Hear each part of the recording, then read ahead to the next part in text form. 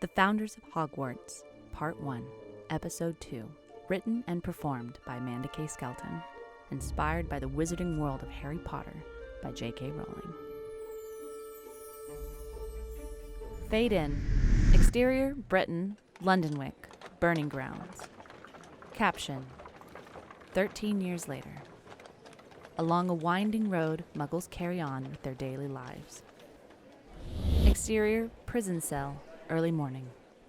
Among the poor and lower class is a blonde woman looking out from behind a set of bars.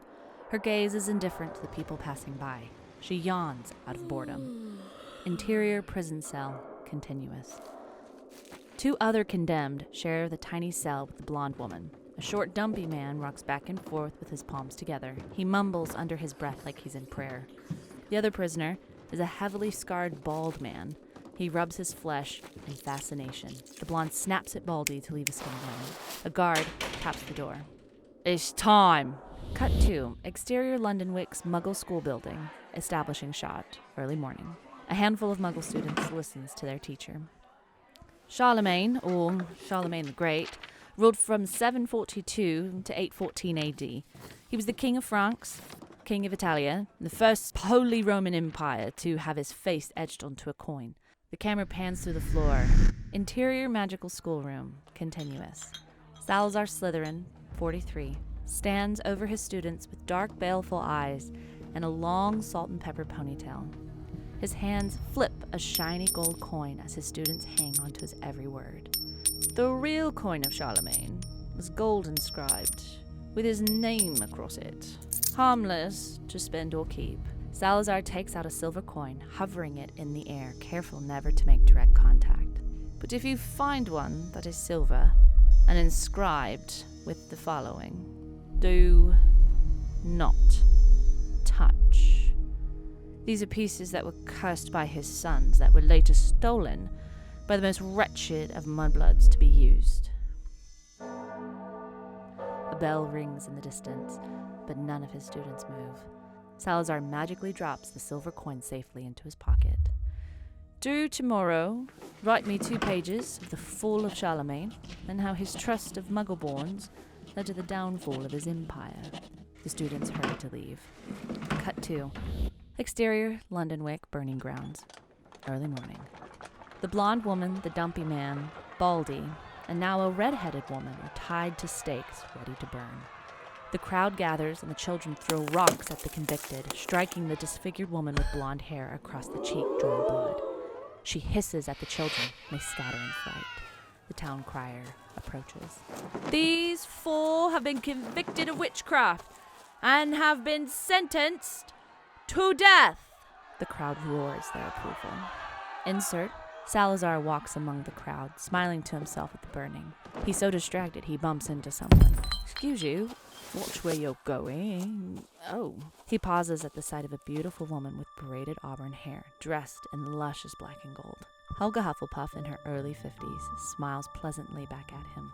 "Where I'm going? Of course. Forgive me, my lord. My mistake." She grabs her purse and several fallen bottles. "I'm so sorry. Let me help." He helps her up. "Oh, not a scratch. Can't say the same for them." She motions to the stakes and the town crier lights a torch. Salazar turns back around, but the woman in gold is gone. Instead, a Muggle teacher approaches him. "Exciting, isn't it?" The teacher motions to the burning. "Mildly," Salazar says. "More exciting if they burn from the inside out." Cut 2. Exterior, other side of the burning grounds, forest, continuous. Among the tree line is a 2 men emerge from the forest, slightly bandaged and well-traveled. The first is a broad man in a pointed hat with shaggy curls and a handsome beard, Godric Gryffindor, 32. He's followed by a second, taller, thinner man named Lieutenant Vance, 35. Vance smiles at the sight of the village. "I can smell the roasted pork and poppy spice ale from here," Godric makes a notion, "and the anticipation of magical persecution." Insert the 4 people tied in the distance. Vance sighs in content. "I have missed civilian life. Fancy a drink?" Godric checks his belt and tightens a small black and tortoise dragon scale bag. "I've got an errand to run. I'll catch up with you and the men later." Lieutenant Vance salutes Godric and they depart. Cut 2. Exterior Burning Grounds, continuous. Godric joins the jeering crowd, moderately curious. The town crier steps up. Any last words? Dumpy and Baldy look more nervous than scared. The blonde woman yawns, almost bored. The redhead spits on the crowd. May your souls burn in brimstone and fire. May God show you no mercy. The flames grow up and around the four victims. From behind, one by one, Blonde, Dumpy, and Baldy slide their wands from their sleeves. The Dumpy drops his into the fire. The blonde steals a glance from the redhead, who shrieks at the top of her lungs in pain. Blonde, Baldy, and redhead burst into flames, their bodies falling spectacularly into ash around the stake. The Dumpy struggles in panic as the flames grow. Cut to exterior, Londonwick, Forest of Thurn, early morning. The forest is quiet for a moment before Redhead apparates onto the ground out of thin air. She stumbles around wildly, confused, checking to make sure she's in one piece. The brush around her rustles, and Red pauses in fear. The blonde woman calls from off-screen. Everyone all right? Everyone okay? Alame? Petra?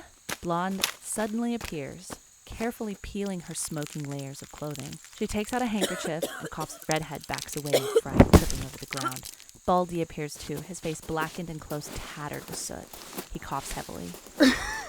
I think I swallowed too much ash. Best way to keep your pipes clear is to bite down on a Trez implant. Don't swallow them. Now, let's see how you held up.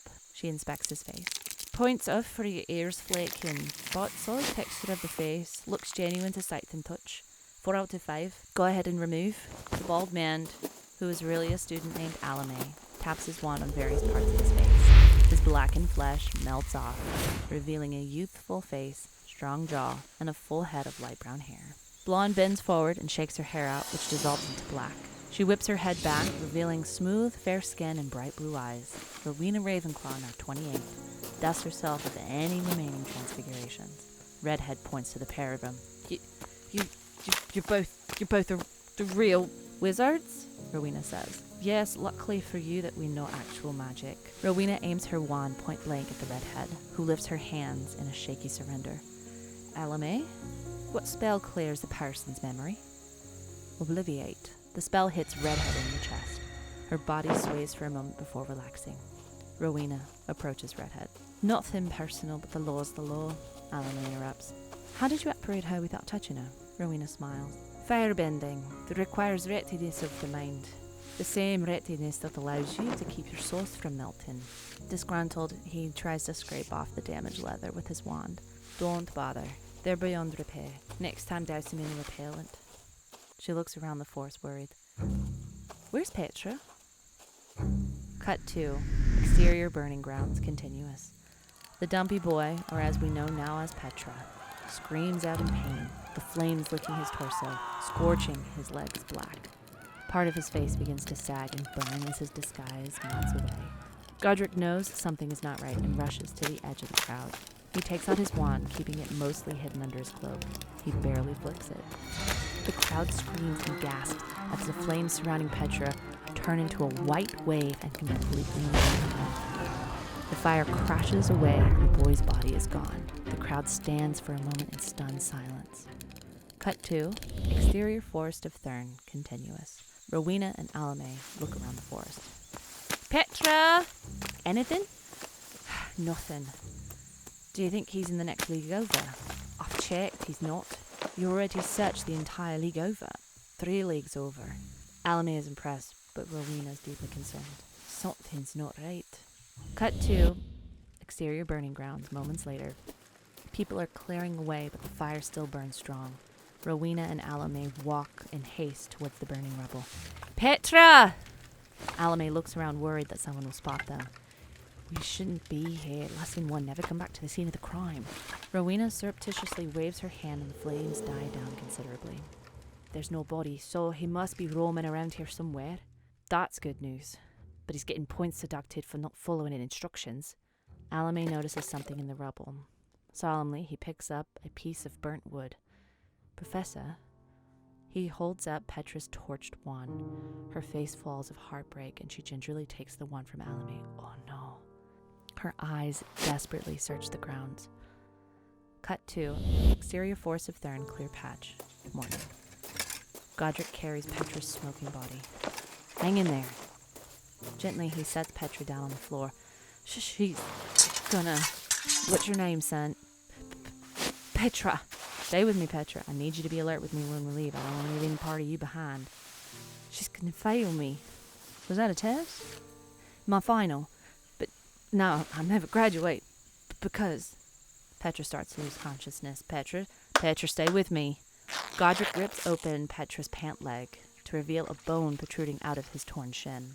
I'm sorry, you're gonna feel a pinch in your lower right leg. Godric takes out a small handkerchief with the letters GG stitched across it, and with his entire body weight presses down on Petra's leg. The bones snap into the body. Cut to Forest of Thurn, morning.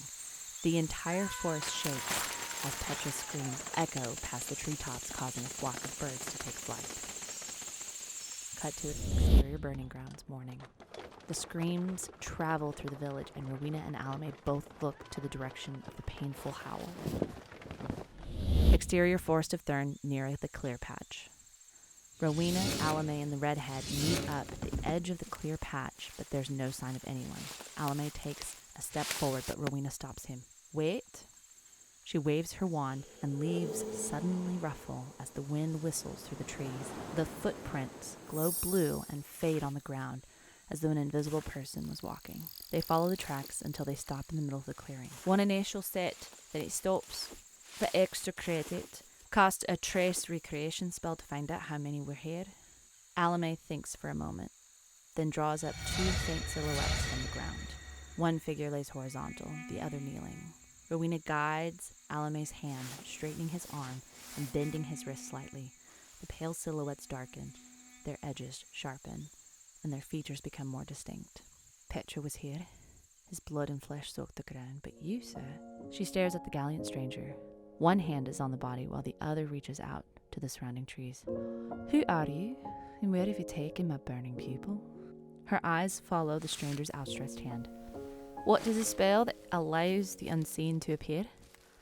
Alame thinks.